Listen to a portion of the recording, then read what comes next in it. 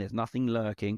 And all of your senior management, when you present that to senior management, they absolutely love it because A, they've never had it before and it's been a mad scramble.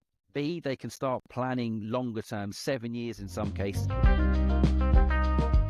Welcome to the first series of the Off Menu IT podcast. I'm your host, Sean Ashbury, and in this episode, we are focused on Sam Beast Consulting's IT asset disposal and hardware asset management solution within his wider ITAM and FINOPS solution. This is one of 9 episodes that you can enjoy this season. This episode was recorded on the 14th of November, and some of the proposed announcements may have already been released. This podcast is fully independent and does not accept payments from its guests. The mission is to help the ITAM community make better decisions through their own discovery. Let this maximize your IT budgets and improve your RFP process.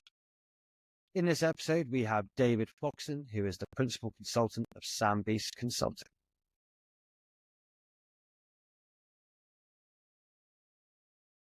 Oh, hello, welcome. So we have David Foxen here of Sam Beast Consulting. He is, in my opinion, the guy for hardware asset management, although he is as well an ITAM implementation specialist, and not just hardware asset management services, including software asset management, FinOps, and general kind of digital transformation. He'll be able to tell you a bit more about that later on. I first knew David when I began my journey in ITAM. He was one of probably the first wave, if not the early adopters of effectively evangelizing ITAM on LinkedIn and using social media channels. I mean, one of the big things that David has done is created a YouTube channel, which quite frankly has an outrageous amount of content, which everyone can use and utilize. And I'm sure many people listening to this probably have. On top of that, as you can see in his background, he's a massive football fan. Luton Town being the number one, or is it Hertford Town? I don't know. He sponsors that one. And or maybe indeed his son's under 17, actually. I mean, he can't put them in a line, can you? No, definitely not. Although, Luton's the one that's been since I was born. Hertford is just more of a support the local community, and I love football anyway. And yeah, it's a good little club. And then, taking over as the under-7s general manager for 45 plus kids and 12 coaches and however many sets of parents. Luton's the OG. Luton's the original one. Thank you for the intro. David, we want to focus on Ham today, but who is Sam Beast Consulting and what is your holistic product service that you offer the market? So this is Sam Beast Consulting. It is a one-man army at the moment. One-man army. Like you said in the intro, we do have a focus on anything to do with IT asset management, whether that's just dedicated SAM, dedicated HAM, FinOps, cloud, etc. It encompasses everything, but we can split it off. We have a lot of people that still want to focus, like you said, on HAM because HAM's not quite where SAM is within an organization. Vice versa, they want to do SAM because actually they do have HAM. Or what I prefer, because I really don't think you can do one without the other in 2024 and modern day technology and IT, is ITAM, which is HAM and SAM, finally putting that focus on the togetherness that they bring, the benefits that they can bring together as one unit rather than siloing them off individually. So we do all of that, and recently as well, FinOps stuff. So I'm a big advocate for ITAM grabbing other areas where it can add value, such as FinOps, and seeing how we can incorporate the skills, the processes, what we do within the ITAM space into that cloud services, the billing, the optimization and usage and stuff. And there's a lot of crossovers. And so we've been doing some FinOps stuff. And to be really honest with you, a lot of the FinOps stuff that we do is like really obvious, easy stuff, aka you've got this service running 24 hours. You're a UK-based company. If you switch it off between this time and this time, you can save this much a day, this much a month, this month. And it's like really low-hanging stuff at the moment because it's more of an ITAM focus. But whatever you want, ITAM, SAM, HAM, FinOps, licensing, less so licensing because that one a bit boring. But the ITAM stuff, feel free to reach out because we do all of it. But Ham's had a really big resurgence since the turn of the decade. One of the things that I wanted to point out there is that you have always been someone who's promoted SAM and evolved with it. I mean, like I say, when I first knew of you was through LinkedIn, and where you were, effectively, you called yourself a SAM evangelist, didn't you? You were. You were wanted to by many of the top names in the industry, and of course you provided that service and were able to move with the times as you have. But again, we'll go on to a little bit later why you chose to go down this route as Sam Beast Consulting and not in the other ones. But I mean, what drew you to ITAM? What drew me to ITAM? Nothing. So in the very, very beginning of my career, I didn't want to work in IT. My dad worked in IT his whole career for the same company, which is mental and massively unheard of these days. And I specifically told him, I am not working in IT. No, not for me. I wanted to be in HR. Glad I dodged that bullet. But yeah, I didn't. Yeah, I was working with some HR teams now. I'm like, no, that's not for me. It just completely by accident. So I started working with my dad. Back in the day, this was in 2008, and we had physical software boxes, and the CD-ROM, I know, CD-ROM, came in like quite a big box in some cases, and there was a license certificate attached to it. So my first role was to organize all of the physical boxes, scan all the licensing certificates, then check how many licenses we had, look at some inventory tools, and, basically do the comparison. Then that grew into, David, there's a thing called software asset management. We don't have anyone that does that. Would you want to do that a few days a week? And then that just spiraled and spiraled and spiraled, and then it ended up being that crossover period of but we're installing software on like laptops and desktops. So how do you manage that side of it? It's like that's when the hardware asset management bit came in, before ITAM was really the ITAM that we know and love today. And it's just developed and grown. A lot of my roles at the beginning were focused on SAM, lots of SAM, licensing, compliance, software savings. And then, it just kind of evolved into, well, no one's doing the hardware. Do you mind if I just take it anyway? And then it evolved into, no, we're not SAM, we're not HAM, we're ITAM. And it kind of just has naturally flowed in that way. And I think that's where the industry has gone as well, which is handy. But yeah, mate, I did not want a career in IT. Fair enough. I mean, it's interesting you say that you started tagging quite literally the software licenses, which obviously is a large part of hardware asset management, and how I guess you start off with the tagging, and that's kind of your first job, was it? So it's ingrained with you because your first job always sticks with you, I find. Yeah, counting software boxes, figuring out what licenses meant what and how that was used, and the OCD-ness in me, like marrying up, and going, we got 30 licenses for that.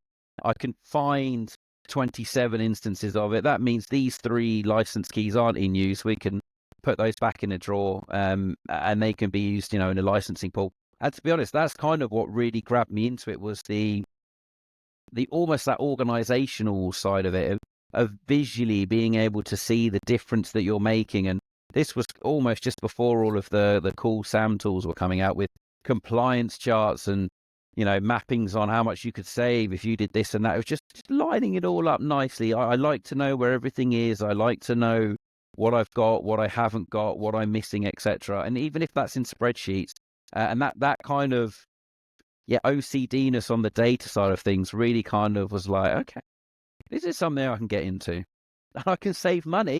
I remember introducing you to a client of mine, actually, and he was very keen to get your Rolodex of contacts and your brand, and bring it as part of his. Obviously, that never went anywhere, but that was very much focused on SAM managed services. So was that focus of you being an ITAMer and through, is that kind of what inspired your journey, or where did the idea come from to start Sam Beast Consulting?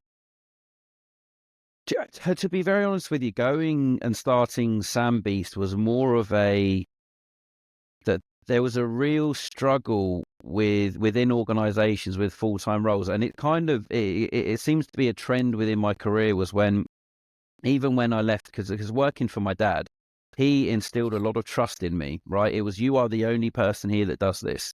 If you need anything, come to me. And he was like the head of IT. Like there was no one higher than him in that realm. So it's almost like it was a SAM manager role before doing all the admin and the analyst stuff and all that. It was everything, you know. It was, I was spoiled really, because wow, it's amazing. I've got all this power. I can tell people to remove that software. I can tell vendors that I don't need this much, licenses anymore. I'm going to save this much. And throughout the career, I was always kind of chasing that, going into organizations, getting them from nothing, building them up with the process. I'm very process control driven, kind of like Rory. And making sure, everyone knew their roles and responsibilities. Everything was working smoothly. Everything was good. Getting them to the point, and then I would get to a point where it was, what's next? This was the new role for the organization. There is no step up. Okay, well, if there's no step up, I'm kind of a little bit, I've done a lot of the bits here. Your Microsoft agreement sorted out. You've got an ITAM tool. We've got documentation, and kind of move on to the next one. And that kind of is how it went. Obviously, with every career, you have roles that you just wish you never took. Everything's a chance to learn, right? Everything happens for a reason. And yeah, it just kept growing and growing. And then it got to a point where I had this outlet and this passion for ITAM that I wanted to do more. I wasn't just happy being in an organization doing it, which is when I reached out to the ITAM review and said, can I do some blogs? That turned into a role with the ITAM review, which has opened the doors and opened the world from ITAM perspective, from just looking at it in the UK and the people that I'd worked with, to what ITAM is like globally. The different levels of compliance between geographical locations like blew my mind at the time. I was like, oh my God, these, UK is actually quite far ahead. I always thought America would be the be all and end all and they would be amazing and stuff like that.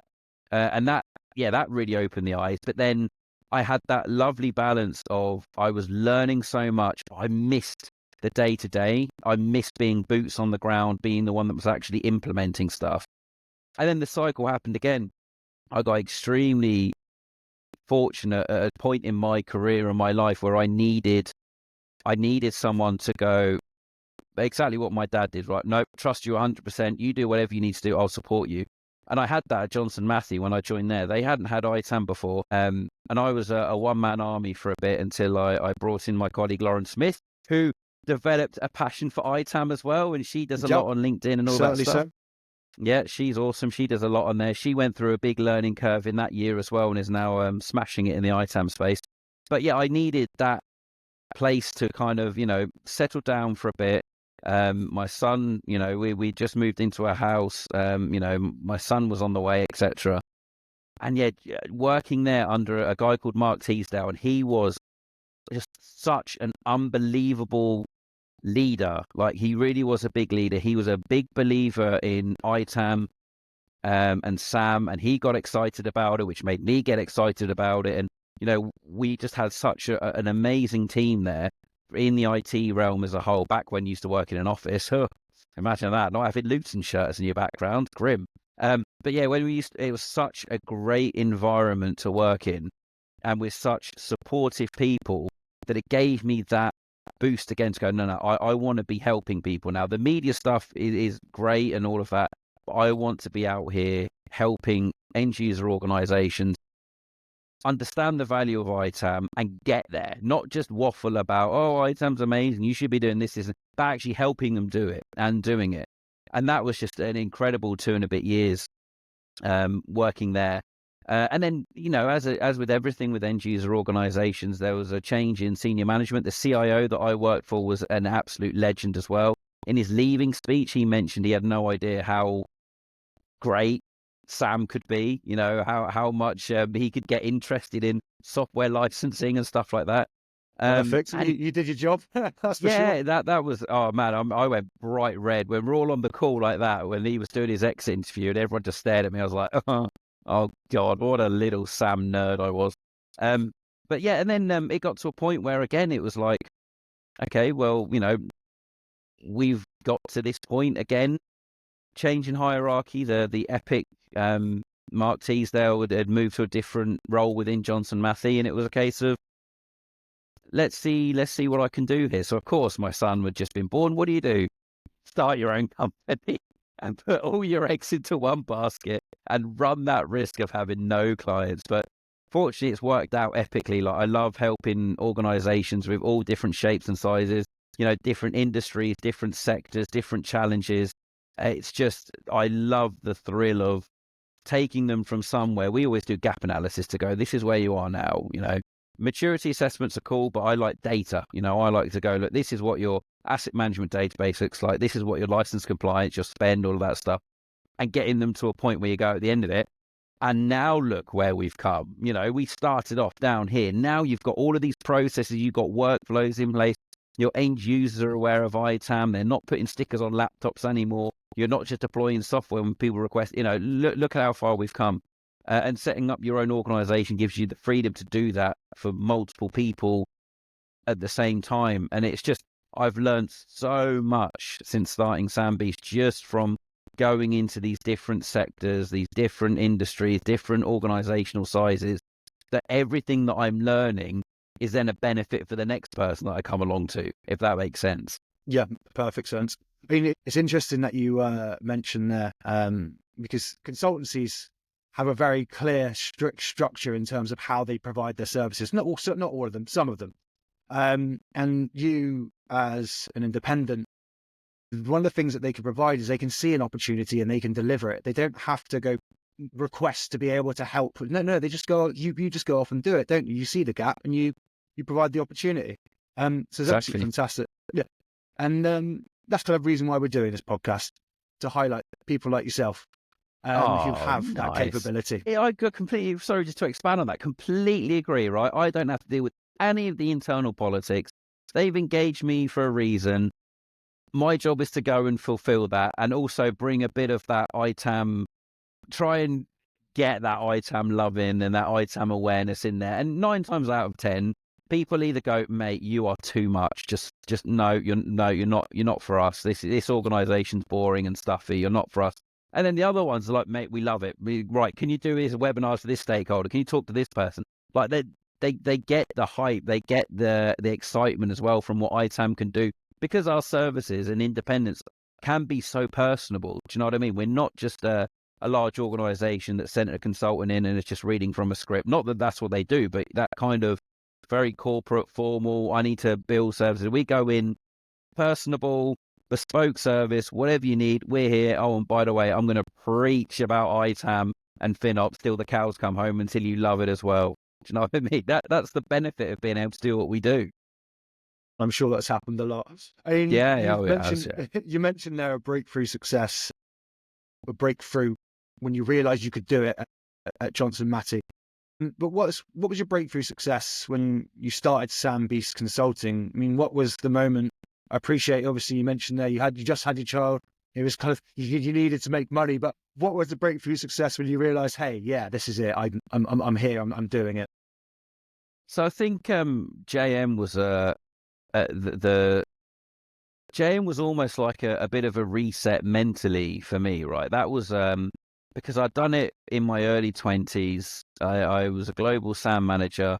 That gave me that was like, yep, no, you can do this. That's fine. And then it was a bit of stepping outside of being the end user for a bit. There were some stages where confidence kind of went down a lot, and then JM just went woof, built it right back up again. And then the bit for SamBeast was the amount of support from the community that I got when I was just thinking about it. I hadn't even done it yet. It was when I was talking to the usual suspects on LinkedIn, WhatsApp, whatever, going, I'm thinking of doing this. What do you think? Can I do it? Yeah. There was nobody put any doubt in my mind. In fact, they pushed me more towards, you should have done it years ago. Do it. Go. Do it. You won't regret it. Go. Why are you still talking to me? Do it. And it was just that mental thing was, I can't remember who said it to me. Someone's like, the hardest thing is actually just starting the process, just registering your company. As soon as you've done that, you are effectively that mentally, that is the biggest hurdle for you to get over. But then the secondary bit of that was then the worry over, am I going to get clients? And when I got my first couple and I had people queued up after the first couple, that's when it was like, okay, yeah, this was a good idea here. And the fact that everything was so much more personalized, I didn't have those internal politics like you mentioned beforehand. Everything was a lot more personable. Everything was a lot more bespoke to a particular outcome that they wanted, rather than you're an FTE, here's our 5-year plan. It was a case of, no, we've got like 6 months and we need to figure out where our Microsoft licenses are, or we've got 6 months and we need to reduce our hardware budget by X amount. Do you know what I mean? It was really time-based, mission impossible, dun, dun, dun, dun, dun kind of challenges. And that's what really kind of was just like, okay, this is all the fun stuff from being an FTE without all the yeah, this is amazing. I should have done this years ago. You're right, Rory. I should have done it a long time ago. And yeah, that was just really the fact that as soon as I went Sam Beast, and then people were actually like queuing up, it was like, okay, I think this is going to be okay. I think my son will be able to eat this month. And yeah, just touch wood. Fortunately, it's just been a steady stream. Sometimes I wish I had a bit of a break, but it's fine. No, fair enough. Well, I mean, from the outset, it looks like you're doing well. I mean, as far as kind of how has your firm grown since you started it? I guess, are there some war stories you could provide us with regards to kind of the clients and the work that you started with and now are able to do following the growth you've had? Oh, in terms of the ham, for sure. Because when I first started Sam Beast in 2017, 2016, 2017, 2018, one of those, ham was not a big thing, right? I knew about it. I did it casually, but the whole life cycle management, ITAMs, the optimization of hardware assets, asset tagging technologies, all of that kind of stuff, it wasn't at the forefront of my mind. I was not an expert in that whatsoever. So yeah, the growth in the ham knowledge has been huge since starting Sambi, simply because, and dare I say, the 2020 pandemic, that really just gave ham a right big whoop to go forward and be something that organizations had to do. Whereas beforehand, it kind of felt like it was a secondary thought. It was SAM people kind of doing it here or there. It was IT people, it was procurement people, but no one was dedicated to doing it. And then 2020 happened, and it was a case of, we have no idea where our kit's gone. What manages this? We have no money anymore. What manages our hardware? Hardware asset management. What's hardware asset management a part of? ITAM. Okay, well, we've got SAM already. SAM's at this level. HAM's down here. We need to get HAM up to here first before we start thinking about ITAM. So yeah, it was. There was a couple of cases during 2020 where I was doing a SAM engagement for some clients, and then that very rapidly turned into, you need to look at ham as well. Stuff's just gone, mate. Is like, things have gone. You need to start managing this. If you don't do it on the SAM side of things, you've got at least some data as to what software is installed on what devices. You know what devices we have. You need to just, please, for the love of God. And it also kind of, during that time, ham was also things like SIM card management as well, because suddenly people were working from home. They need a SIM card. I remember sorting out home internets that weren't good enough. And it was like, oh my God, how do we pay for this? Who's responsible for that? Cleaning as well, like anti-back stuff, postage, couriers, like all of this stuff that I'd never even considered before that time was suddenly like of utmost importance. And then when things started to calm down, then it was like supply chain issues. Okay, right. Well, if I'm thinking with my SAM hat on, if I didn't have enough licenses, I'd try and get stuff back internally to reclaim and repopulate over here. Let's do that for hardware. There must be some people out there that have got stuff in drawers. They do. Okay, reclaim it, repurpose it. And then that's when it started to learn more about the life cycle management. I got really big into IT asset disposition and reselling assets at the end of their life, or making sure that they're retired and disposed of legally following the regional compliance, but also from a green IT and ESG perspective as well. So yeah, the knowledge in the ham side of thing is huge. And to be honest, like with every new organization you go into, you're always going to find a piece of software you've never heard of before. You're always going to see a licensing metric, which you go, what? Really? I thought I had, licensing sorted out. Now you bring in this metric? How the heck does this work? So there's always new licensing models and things like that you learn. But the biggest growth has definitely been on the ham and then more recently FinOps.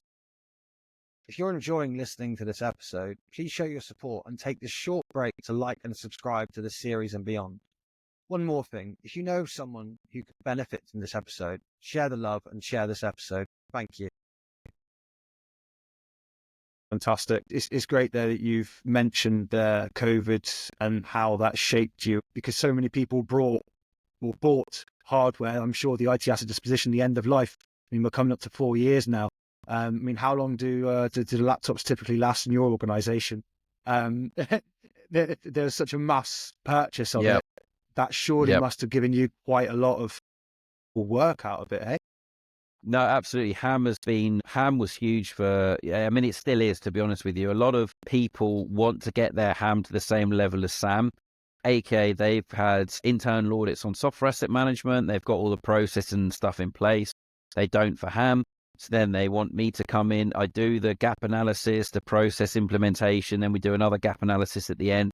And sometimes we do some optimization stuff as well. And obviously a part of all of the process stuff is ITAD. And that's a really bit of low-hanging fruit if you've never done it before, and makes ITAM look amazing when you can go, oh yeah, you got £20,000 for your old kit. Oh, that's profit, by the way. So that can go straight back into your hardware budgets. But yeah, ham just went crazy. And then I really resented it at the beginning because nope, I'm Sam. Nope, I'm not hardware. Nope, I'm doing software.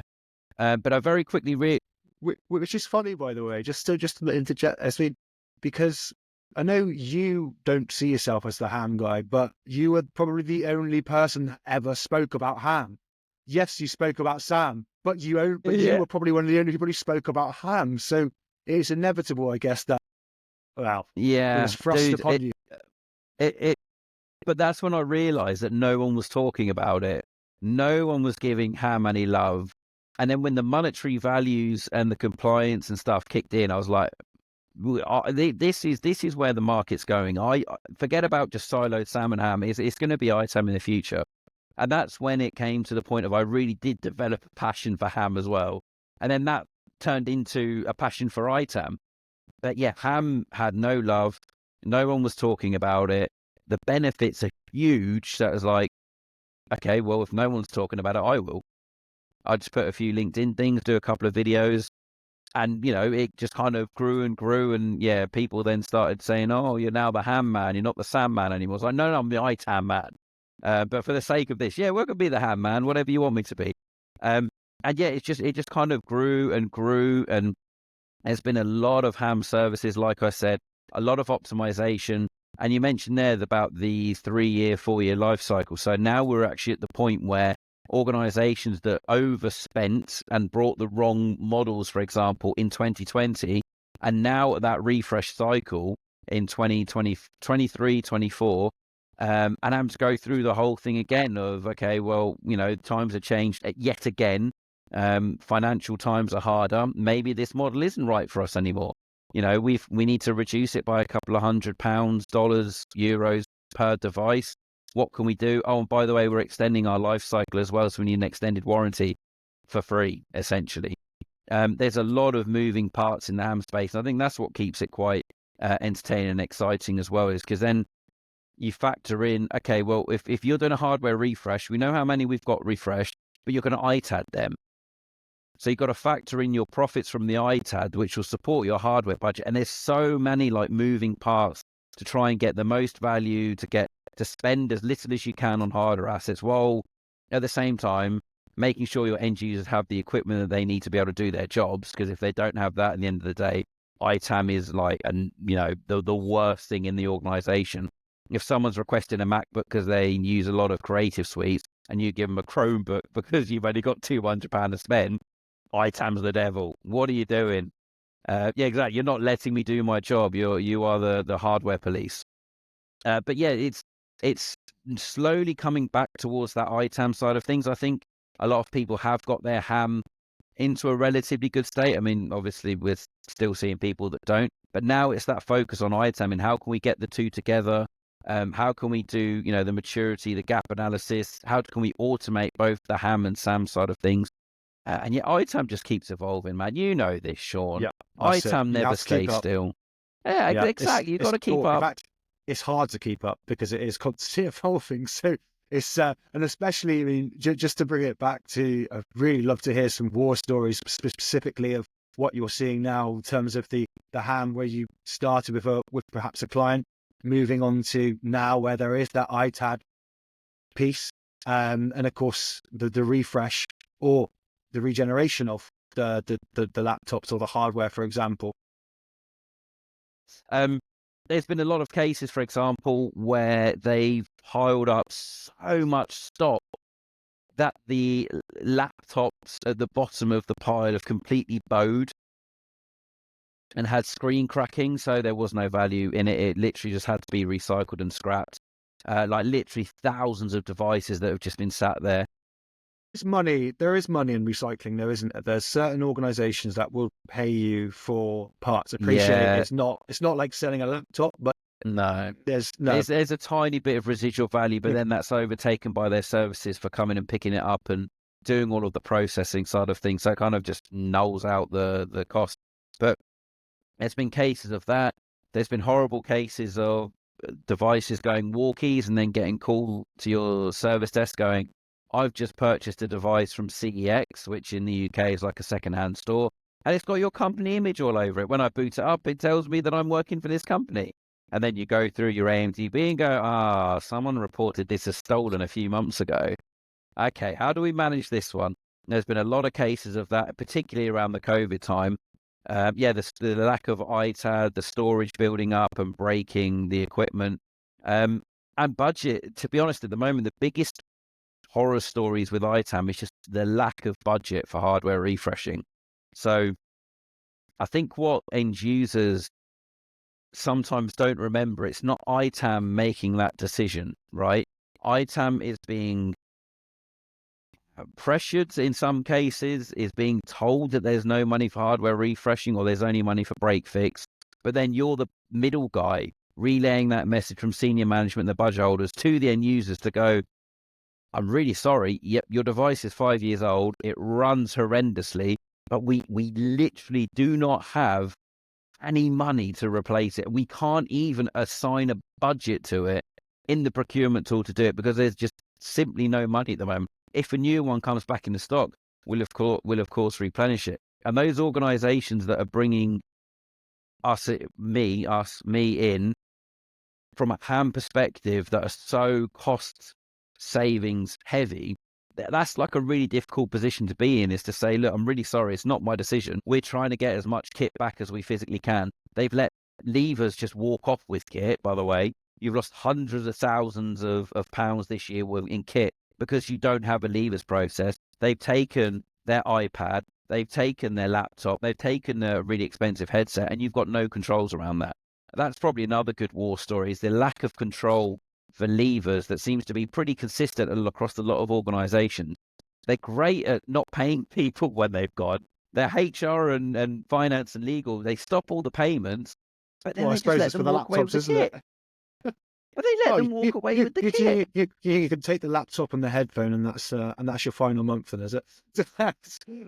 I hate that so much, Sean. I hate it. And it seems to be, there's just no control over it. And then you'll come into an organization, you'll audit the AMDB, and you'll go, this device hasn't been seen for like 3 months. It's assigned to this person. Oh, they let. That is crazy. That really is. Everyone is trying to save money, and of course, I mean, this is security as well. I mean, the whole can of fish, but Sean, it's security, but actually, it's also theft. It's not yours. It's not yours to take. Well, I guess that's it. They're probably thinking that everyone that inclined to give it back because they're good people. They've worked for the company. They've gone through the HR. Of course, they're culturally attached. Yeah, do you know what? It's funny you say that because a few years ago, someone who left the organisation I asked the service management team to chase up the asset because I was the only person doing ITAM and I was on part-time to chase it up. And the reply that the lever sent them was that they were entitled. Because of their years of service, they felt they were entitled to keep the equipment. Entitled, Sean. Entitled to keep something that's not theirs. I play for I the work audacity. hard. The I'm going to go audacity to the to Ferrari ask for it. dealership. I'm entitled to a Ferrari. I work damn hard. I'm entitled to this. It doesn't work like that. It's not your equipment. Bring it back. Sorry, rant. I'm sure you managed it, but and I know you mentioned earlier. You said 3 different types of currencies. So does Sambeast work globally in terms of? I mean, where are you seeing traction for your services? Primarily Europe and America at the moment, and Europe in particular has seen a really kind of big rise in European organizations that have loads of entities across Europe. And that's when the ham side of things comes into place as well, because there's tax laws, moving stuff to and from countries. Okay, we want a central hub for our equipment, but then we've got to ship it from this country to this country, and then there's VAT rules and all that kind of stuff. And Europe just seems to be way more, almost proactive in wanting to get their AMDB sorted out, wanting to get their license compliance sorted out, and wanting, value for their money. If ITAM's coming in through my services, it's so easy within these organizations at the moment to justify the spend on me through cash savings against the budget. And then they very quickly realize the benefits of that. And suddenly, it's a case of, okay, can you look at America? Can you look at APAC? Can you do all of that kind of stuff? So you mentioned that a lot of your work is in Europe and the US. So what does your solution do well to bring on that work then? Do you know what? To be very honest with you, I think a lot of it is proof is in the pudding, right? I will say that because it's all well and good doing all of the YouTube stuff, and YouTube has actually been a great driver for some of the European and US stuff that I've got. And it's all well and good, that's a great foot in the door, all well and good talking about it, but then it's the doing. And what I like to do initially is I like to do some interviews with key stakeholders first to build out the service. So it's completely bespoke, completely unique, completely tailored to what they need to do. And then very early, kind of like in a football match, we're like, let them know you're there early, go in, lay one on them early. I like to do that as well. It's a case of, look, I want to really quickly as I can, show that there's value in doing this. Like, it's not through a process or anything like that, but actual cash stuff, right? Or cost avoidance or something like that. So straight away, it's a case of let's find some quick wins financially, get people on board, show the value of it, and then build it up from there. And that's worked really, really well. And then once you've shown that value, then it's a case of, okay, well, you need to make this happen on a monthly basis. We're now going to look at the processes and governance and controls and ITAM education and awareness, just to be aware while we're doing that, the savings bit that, it will slow down a bit, but then it'll pick up once we've done the actual implementation of ITAM. And so that's where it works quite well, is because I get them on board quite very early. In fact, as soon as I can, if I can show some value in a data side of things or a cost perspective before doing the processes and, some of the bits that they might find a bit boring and tiresome, then it really does help build your reputation. Suddenly it's a case of, well, they've only been here for like 5 working days and they found X amount of inactive laptops that we can recoup, or X amount of inactive licenses that we can recoup. Just, really easy, simple things like that.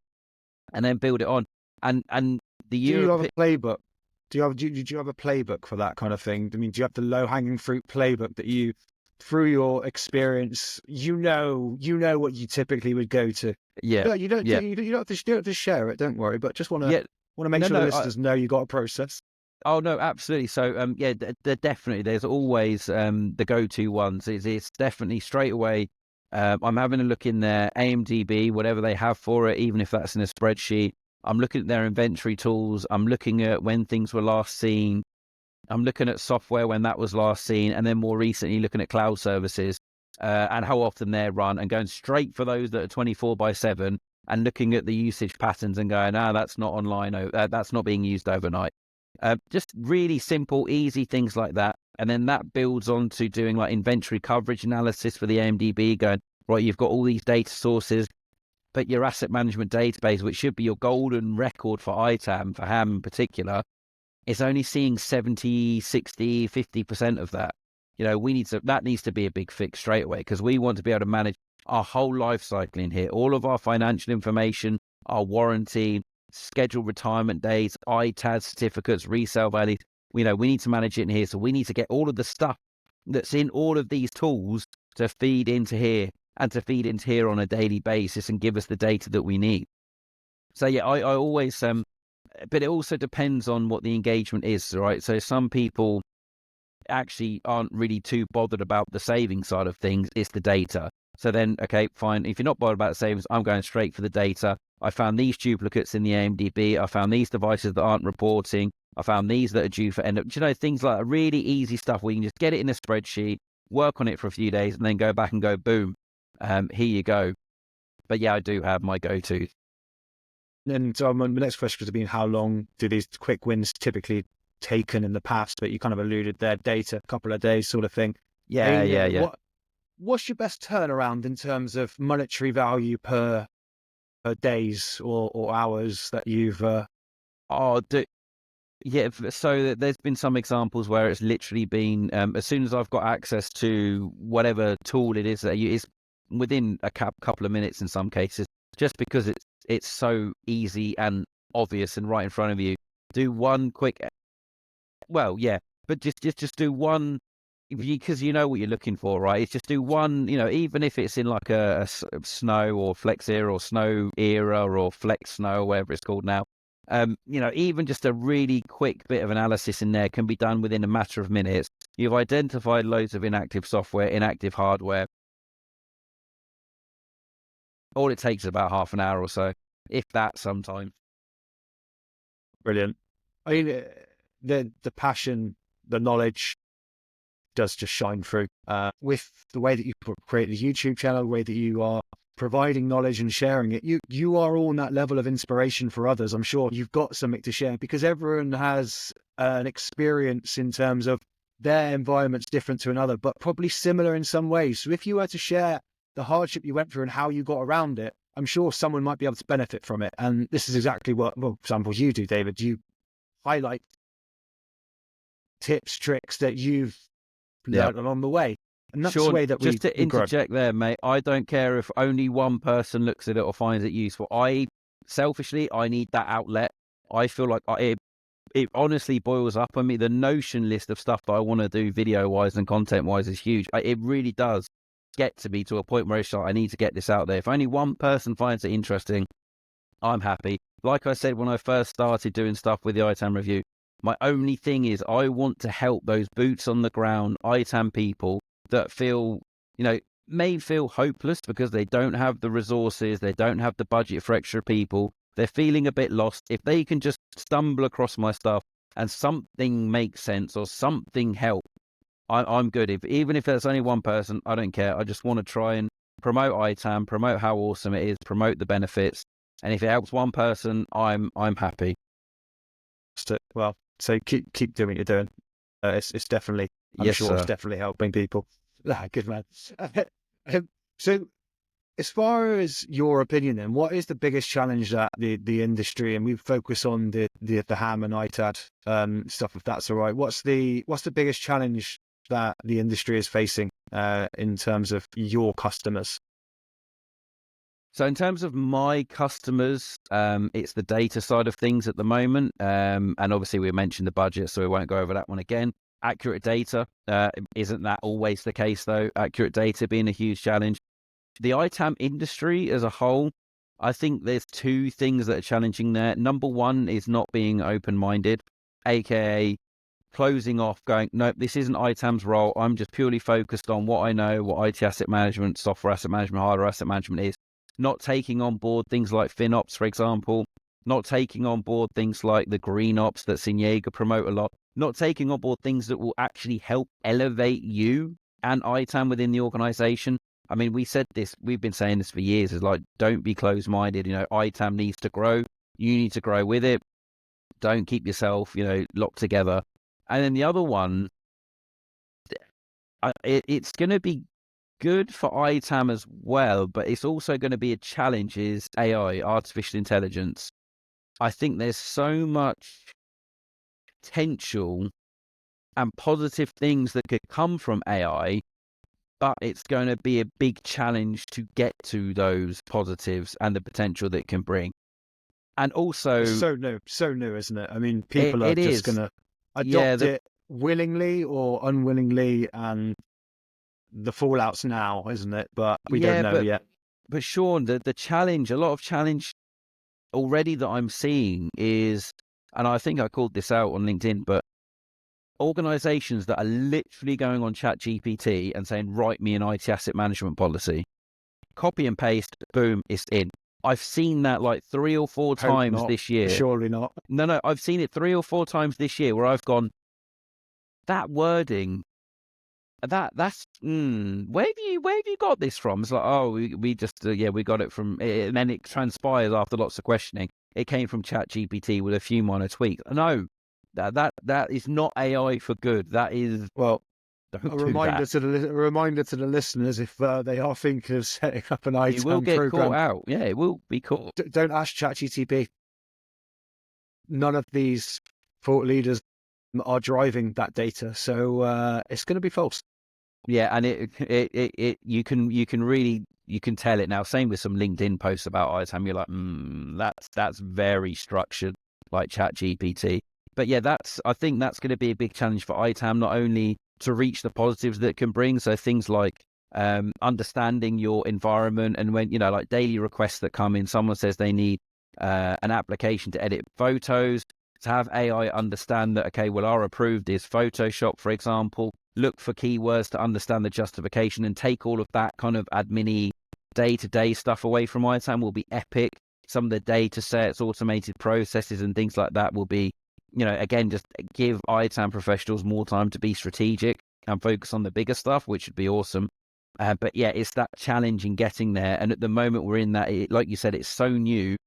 People are so excited by it that they're just asking ChatGPT everything and anything and going, here you go, here's my ITAM policy. You've asked for it for months. I've done it in literally a matter of seconds. Oh, just ignore the layout's a bit weird. I just thought I'd try something different. No, that's not your work, and it won't work in an organization. I really like what you, the example you said about treating it to organizing it to manage approvals, because I can imagine that probably does take a lot of your time, because you'll probably have someone throwing their toys out the pram. So I mean, as far as your services now, I appreciate you have suggested that's something that is going there, but is SamBeast maybe utilizing that, or asking, or rather, is SamBeast helping its organizations to develop an in-house AI system that can help those who are there permanently organizing the license pool? So that's to be able to get AI into a position where it is doing the daily requests on software and also hardware, it needs the accurate data behind it. So that's where the SamBeast ITAM services is another kind of selling point. And it's typically not for most end user organizations at the moment, but labeling it as an ITAM AI readiness service, aka your AMTB needs to be really, really accurate with lifecycle management data, with financial information, procurement, assigned users, all that kind of stuff, to then be able to allow machine learning and AI to understand that, oh, yeah, okay, this is the kind of profile that has a MacBook. This is the kind of profile that's eligible for an iPad. This person's device is actually reaching end of life, so I'm going to trigger the hardware refresh process. ITAM doesn't have to worry about it. You can do a lot of that in workflows with some of the ITSM tools anyway, but you have to do a lot of the triggering, whereas AI and machine learning can do that for you. So a lot of the things for like managed service providers and other people that provide way more intelligent services than me is getting the data, the ITAM data, in a position to be able to do that. That's where ITAM can play a key role, is just keep doing what you're doing. But then if they've got that AI end goal, then there is a lot more of a focus on getting the AIMDB sorted out, getting all of the software licensing information sorted out as well, whether that's in the service now, whether that's in the dedicated ITAM tool, getting that all accurate, up to date, so that then the AI that they want to use, the machine learning they want to use, has accurate data it can learn from. Because if it's got rubbish data, it's just going to get rubbish outputs, and the end users are going to be fuming when they're told that they cannot upgrade their 7-year-old laptop. And the CEO is being told he cannot have a new iPad, when clearly he's a CEO, he can have whatever he wants. It shouldn't be the case, but it is. We all know that. C-levels get whatever they want. They're normal humans like us. But for whatever reason, they have a magical budget that comes from who knows where, and they can have whatever they want. They control the budget. So, David, as far as we touched on that, and obviously AI is something that SamBeast is trying to harness and looking like the rest of everyone in most people in the world are trying to do their best to understand how it can be better utilized. But what can we expect? What can we expect from you in 2025 and beyond? More of the same, to be honest with you, mate.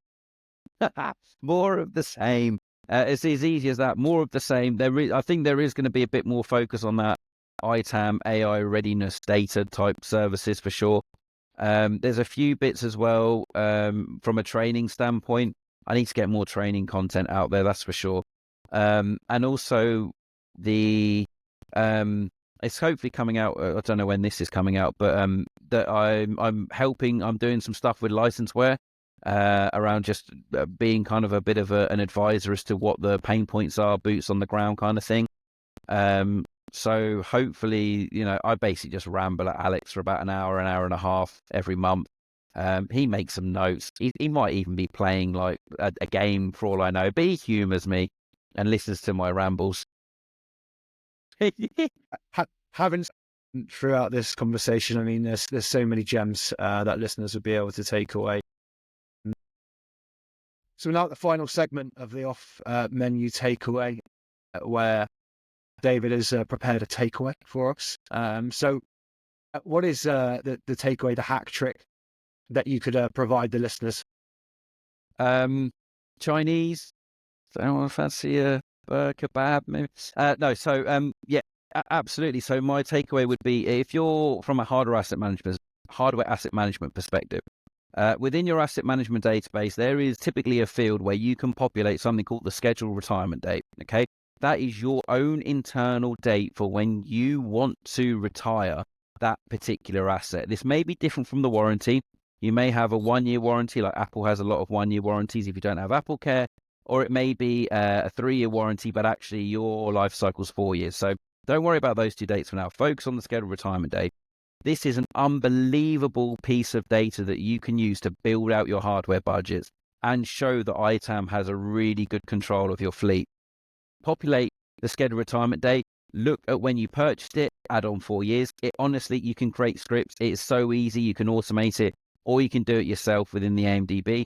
But then the really cool part of this is then building out the dashboards to go to your senior management and show them the hardware refresh rates for this year, next year, the year after, the year. You can go as far into the future as you can. So, for example, when we go into organizations and we look at the hardware refresh cycles and the budgeting, this scheduled retirement date is absolutely critical in going, this year you need to refresh this number of laptops, this number of phones, tablets, monitors, servers, routers, switches, etc.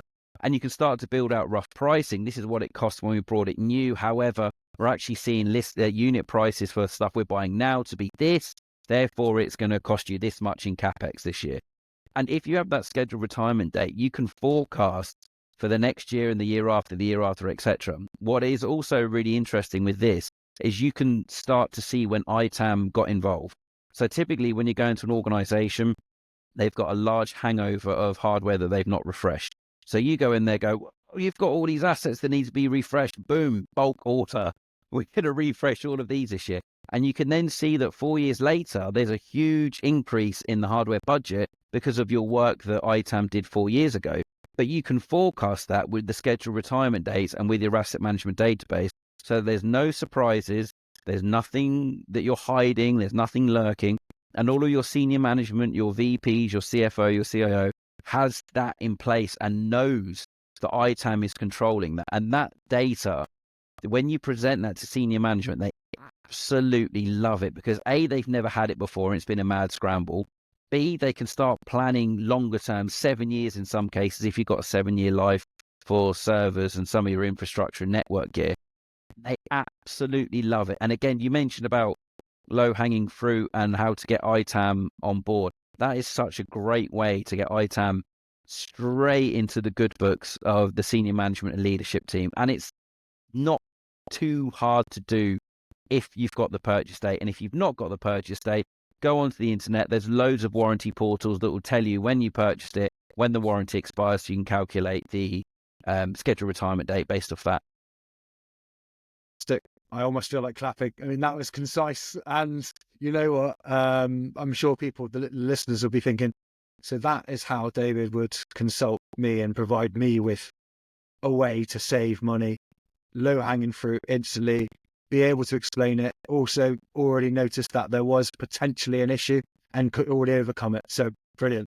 Good work, man. Like it. So, is Chinese your favorite takeaway then? No. No, I'm not a Chinese. No, I don't know why I said that one.